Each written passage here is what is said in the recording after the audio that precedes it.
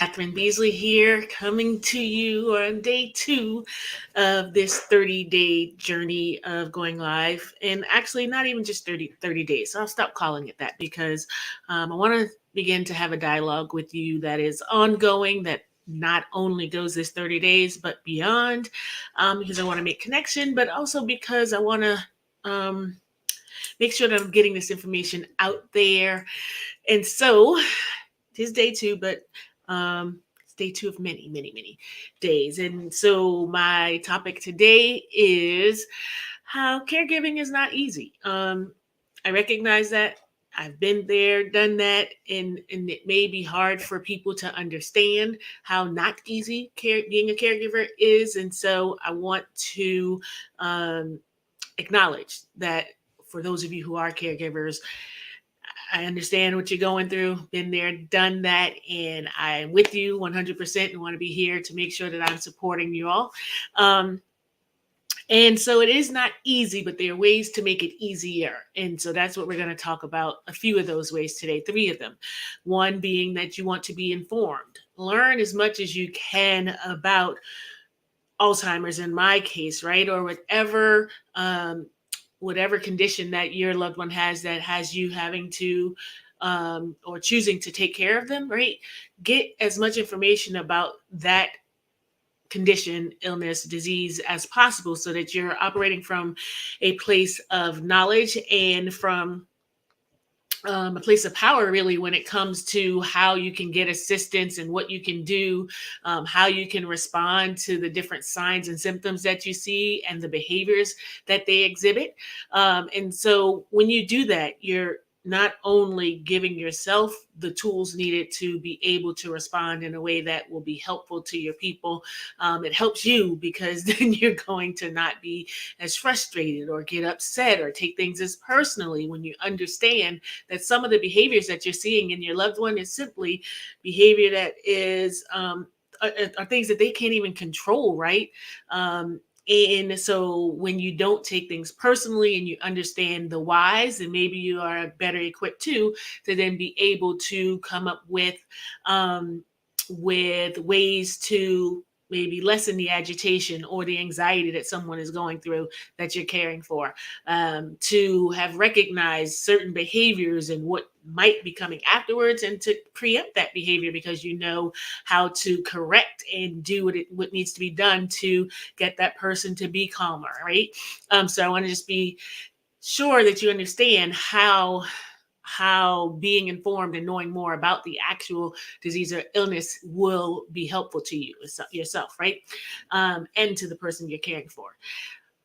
Being flexible is another thing, right? One of the things that I will talk about a bunch when it comes to Alzheimer's disease in particular is person-centered care. If you are grown and you grew up with families in the South, even say, and not only just in the South, it's do as I say, not as I do, right? Do what I tell you to do when you're growing up.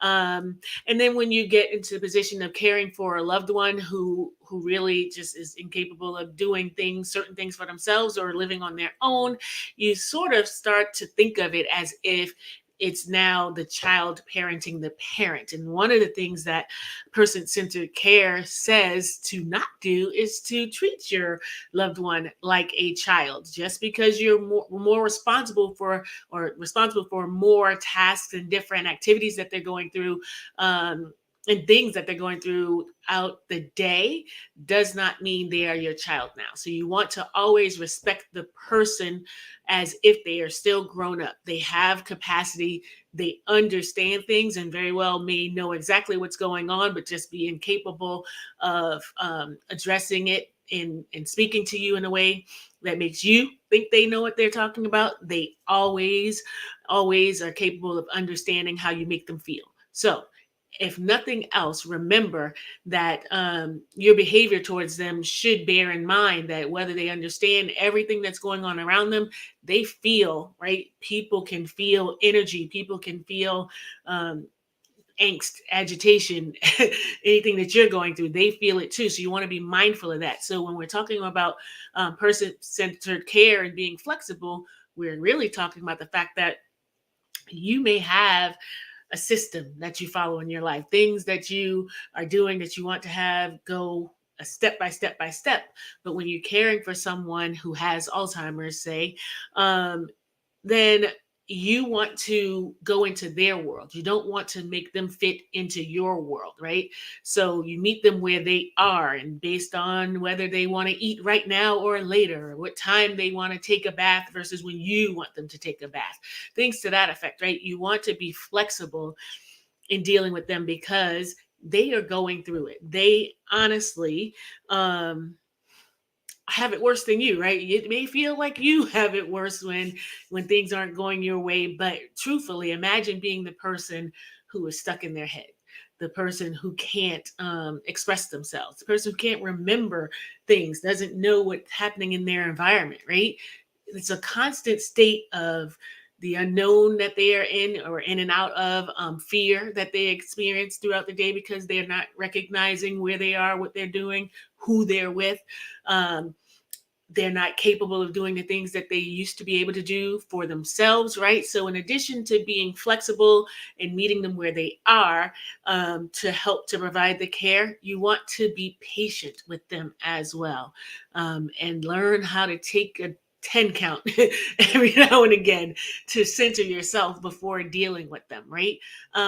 Because again, they can feel energy very much so, right? And they may not remember everything else, but they will remember how you made them feel the same way that anyone will remember how you made them feel. They don't have to have Alzheimer's disease for that to be true. So that being the case, exercising a little bit of patience, understanding that that your loved ones are truly trying, right? They're not acting out on purpose. They don't even understand that their behaviors may be contrary to what is normal for them or normal for society, right? Things like that. So take the time to be patient, take the time to be flexible, and take the time to get informed, and that will help you to better navigate your caregiving journey. Have a great evening. Oh, and I will say this too, in the link in Instagram and the link here on the screen for others, is the link to our Facebook group where we talk more about this, and we can get more personal if you want. We can have that conversation dialogue, and you have a community of people who are coming together to support one another. Just be there, be a lending and an open ear, or to answer questions and to help guide one another. So please do, if you are in need of assistance and want to join a community, right? Because the last bit of that is to get support. This is one of the ways that you can do so.